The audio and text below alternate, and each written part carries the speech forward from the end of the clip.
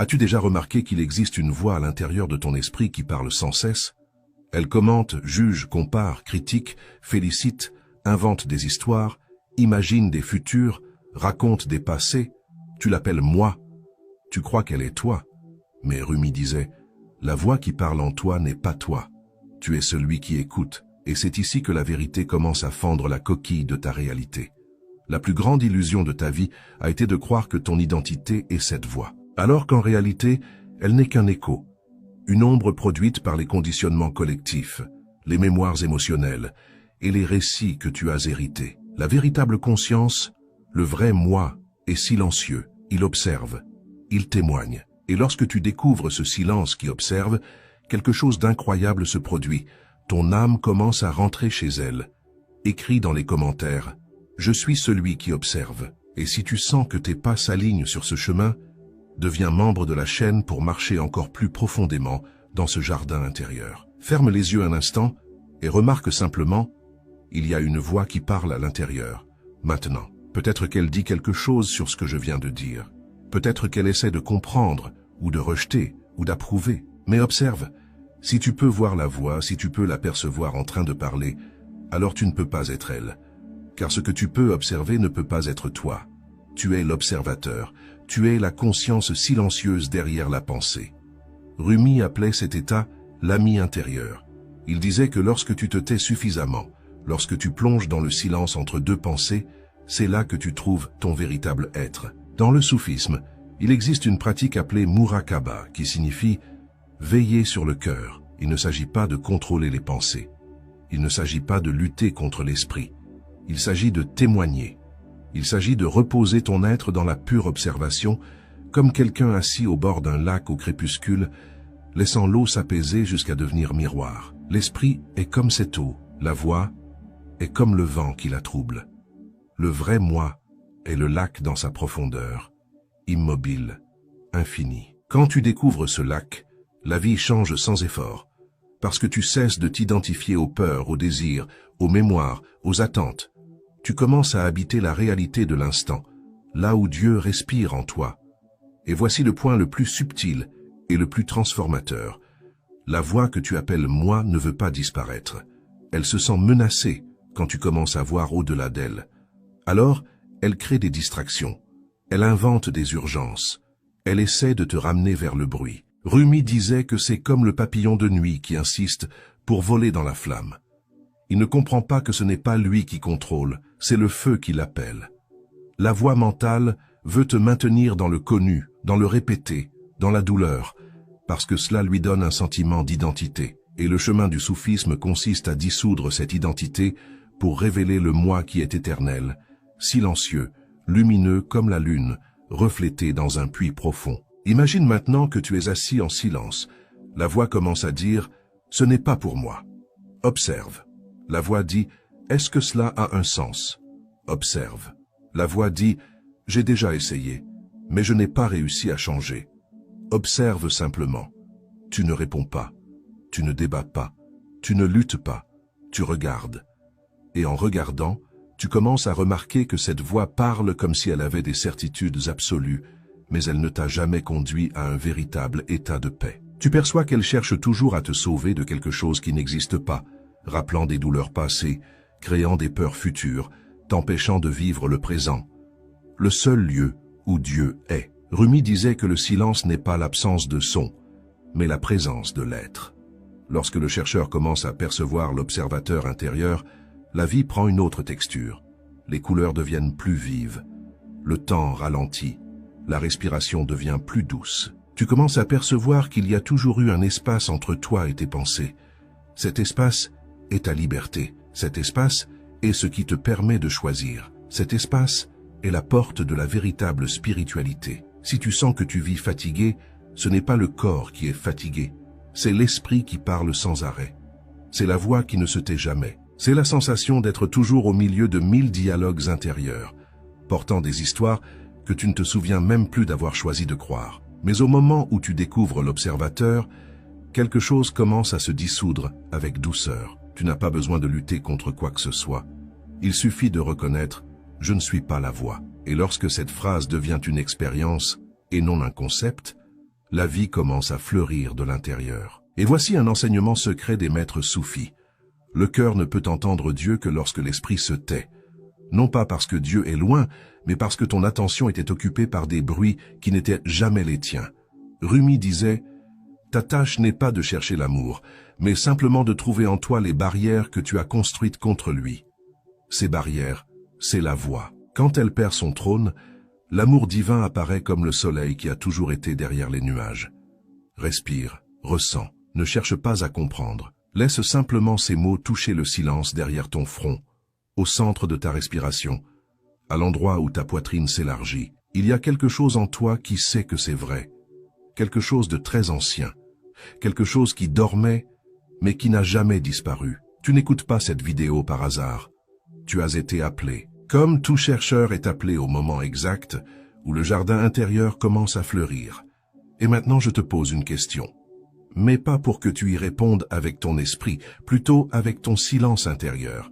Si tu n'es pas la voix qui parle, qui es-tu? Observe maintenant quelque chose qui n'a peut-être jamais été vu avec autant de clarté. La voix intérieure ne se contente pas de parler, elle se répond à elle-même. Elle crée un acteur et une scène à l'intérieur de ta tête. Elle pose des questions et répond à ses propres questions. Elle invente des conversations qui n'ont jamais eu lieu. Elle revit d'anciennes scènes comme si elles se produisaient maintenant. Et toi, sans t'en rendre compte, tu t'y engages comme si c'était réel. Mais au moment où tu remarques qu'il existe un spectateur derrière tout cela, quelque chose commence à changer. Tu commences à voir que la pensée n'est pas le maître, c'est un visiteur. Et ce visiteur n'aurait jamais dû recevoir les clés de la maison. Rumi disait que lorsque tu reviens au lieu de l'observateur, le monde intérieur se révèle comme un vaste ciel où les nuages vont et viennent, mais où le ciel lui-même ne change jamais. Tu n'es pas les nuages, tu es le ciel. Le secret maintenant est d'apprendre à ressentir l'observateur, et non seulement à penser à lui. Penser, c'est encore la voix. Ressentir, c'est différent. Ressentir, c'est devenir conscient de l'espace intérieur, du silence, du témoin. La pratique soufie la plus proche de cela s'appelle Hosh Dardam, ce qui signifie conscience dans la respiration. L'enseignement est simple. Pendant que tu respires, souviens-toi que tu respires. Pendant que tu penses, souviens-toi que tu penses. Non pas pour arrêter la pensée, mais pour voir la pensée. C'est comme allumer une lumière dans une pièce que tu croyais vide. Tu découvres qu'il y a toujours eu un point de conscience regardant tout. Ce point, c'est toi, pas la voix. Imagine que tu marches. Habituellement, tu ne remarques pas que tu marches. Tu marches simplement, pendant que l'esprit bavarde. Mais lorsque tu marches en conscience de chaque pas, quelque chose d'étrange se produit. Le corps paraît plus léger, le mouvement plus fluide et le mental baisse le volume. Cela révèle une vérité simple. Quand tu es présent, la voix s'affaiblit, car elle n'existe que dans l'absence de conscience. La voix vit de l'automatisme, la présence dissout l'automatisme. C'est pourquoi Rumi disait que l'éveil n'est pas une conquête, mais le défait du souvenir de ton véritable lieu. Observe maintenant la voix avec une honnêteté radicale. Elle a un rythme accéléré, elle parle vite, elle change de sujet, elle crée des scénarios hypothétiques, elle te juge, puis essaie de te consoler, elle te félicite, puis te sabote, elle te promet un avenir brillant, puis te rappelle tes échecs. Elle dit que tu commenceras une nouvelle vie demain, et demain, elle dit que ce n'est pas le bon jour. Remarque que cette voix ne t'a jamais apporté de paix réelle, jamais. Elle est agitée par nature. Et voici le point invisible. Tu n'as jamais demandé qu'elle existe. Elle est apparue. Elle a été apprise. Elle n'est pas toi. C'est un programme, un écho culturel, émotionnel, ancestral. Le véritable moi est au-delà de ce mouvement. Dans le soufisme, il existe une très ancienne phrase. L'esprit parle. Le cœur sait. L'âme est. Si tu essaies de comprendre cela avec l'esprit, il tentera de le décoder. Mais si tu laisses cette phrase tomber au centre de ta poitrine, quelque chose s'ouvre. Le cœur ne pense pas, il perçoit. Il reconnaît la vérité avant que l'esprit ne tente de l'expliquer. L'âme n'a pas besoin de justifier son existence. Elle est simplement. Rumi disait que le cœur est le pont entre l'humain et le divin. Le cœur est l'endroit où l'observateur se révèle, non pas dans la pensée, mais dans le ressenti silencieux. Lorsque tu commences à vivre depuis l'observateur, quelque chose se produit qui peut te surprendre. La vie extérieure ne change pas immédiatement, mais ta relation avec la vie change complètement. Tu traverses les situations sans te perdre en elles. Les émotions apparaissent, mais passent comme des vagues. Les réactions, autrefois automatiques, se dissolvent. Tu commences à choisir. Et ce choix est la véritable liberté. Ce n'est pas contrôler l'esprit. C'est se souvenir de qui est le centre qui perçoit l'esprit. C'est un retour à la maison, non physique, intérieur. Ferme les yeux maintenant et remarque la respiration qui entre et sort. Ne cherche pas à respirer de la bonne manière. Observe simplement. Maintenant, remarque la voix essayant de commenter l'expérience. Observe aussi cela, puis va au-delà. Qui observe tout cela? Ne réponds pas avec des mots, ressens. Ce point silencieux est comme une lumière douce. Il ne force rien, il est simplement. Cette présence est ce que tu as cherché toute ta vie. Rumi appelait cela la rose secrète, non pas parce qu'elle est cachée, mais parce que tu ne l'aperçois que lorsque tu cesses de chercher là où elle n'a jamais été. Remarque maintenant quelque chose qui peut tout changer.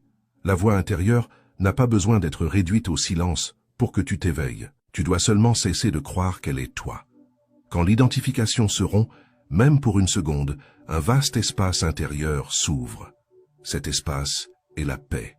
Pas la paix comme idée, mais la paix comme réalité vivante, comme le silence profond après un vent fort, comme s'asseoir au bord de la mer au crépuscule et percevoir qu'il y a toujours eu un rythme plus profond guidant tout. Ce rythme, c'est Dieu qui respire en toi. Sur le chemin soufi, ce retour au silence ne se fait ni en courant ni en forçant.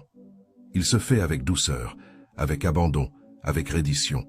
Non pas reddition à quelqu'un, mais reddition au silence intérieur, reddition au vrai moi. Rumi disait, « La reddition est le parfum de la liberté. La liberté que tu as toujours cherchée était ici, derrière la voix, observant tout, patientant que tu te souviennes. Et maintenant quelque chose commence à se révéler. Plus tu deviens l'observateur, plus tu perçois de petits moments de pureté dans ta vie, une respiration profonde, un regard vers l'horizon, une larme qui tombe sans tristesse, simplement parce que le cœur est vivant. Des moments simples, mais porteurs d'un goût d'éternité. C'est le jardin intérieur qui commence à fleurir, ce n'est pas une fantaisie, c'est une expérience directe.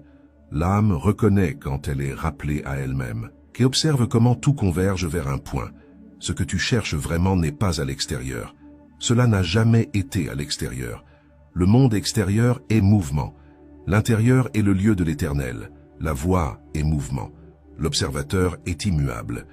Et lorsque tu commences à habiter l'immuable, quelque chose se stabilise en toi.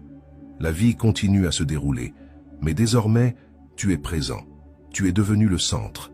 Tu es devenu le témoin. Tu es devenu la flamme qui ne s'éteint pas, même lorsque le vent souffle. Maintenant, en silence, laisse cette question trouver sa place en toi. Si tu es celui qui observe la voix, qui est celui qui observe l'observateur? Il existe en toi un point où aucun mot n'atteint, un lieu qui ne pense pas, ne juge pas, ne compare pas, n'explique pas. Ce point est antérieur à l'esprit. Il était présent avant que la moindre pensée n'apparaisse dans ton enfance. Il était présent avant que tu n'apprennes ton nom. Il était présent avant que quelqu'un ne te désigne en disant « toi ». Ce point est ce que Rumi appelait l'amant mystérieux. La voix intérieure est venue plus tard. Elle a été construite. Ce point silencieux, lui, n'a pas été construit. Il est éternel. Si tu essaies de le trouver par l'effort, le mental reprend le contrôle. Mais si tu relâches ton attention, il se révèle de lui-même. C'est la première grande bascule. Cesser de chercher la conscience et commencer à permettre qu'elle soit perçue d'elle-même, comme le soleil, qui n'a pas besoin d'être cherché. Il apparaît simplement lorsque les nuages s'écartent sans résistance. La plupart des gens croient qu'ils doivent comprendre la vérité pour la vivre, mais Rumi disait que la vérité est vécue avant d'être comprise. Quand tu essaies de comprendre, l'esprit commence à commenter. Et le commentaire est précisément ce qui voile l'expérience directe. Ainsi, la clé n'est pas de penser à l'observateur, mais de se tourner vers le silence qui perçoit la pensée avant que la pensée ne nomme ce qui se passe.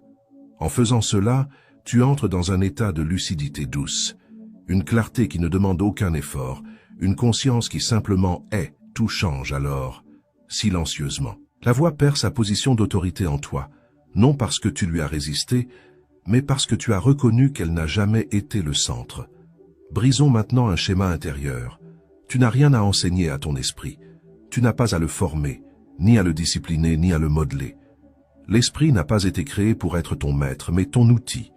Il est utile pour le calcul, le langage, la communication, l'organisation. Mais il tombe malade lorsque tu le traites comme le centre de ton identité. La souffrance ne vient pas de la pensée elle-même, mais de l'attachement à la pensée comme vérité absolue. Quand tu vois que la pensée n'est qu'un mouvement, une vague surgissant et disparaissant dans l'océan de la conscience, ta relation avec toutes tes expériences change. Tu n'es plus emporté. Tu observes les vagues apparaître et se dissoudre, sans effort. Les soufis appellent cette perception Soukoun al-Batin, la quiétude intérieure.